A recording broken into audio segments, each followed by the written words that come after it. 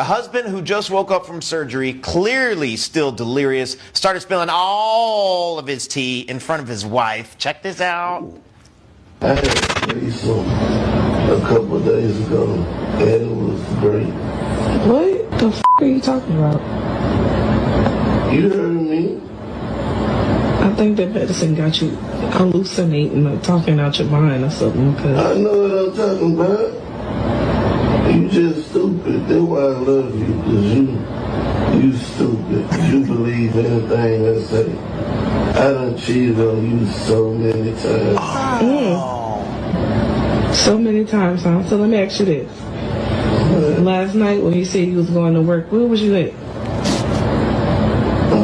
I was at my baby mama's house. I got a baby on the way. I'm not pregnant. Anybody talking about you, stupid? I got my side baby straight. I'm gonna be a daddy. Ain't no way. Wow, that's that. One commenter said, unplug him and charge your phone.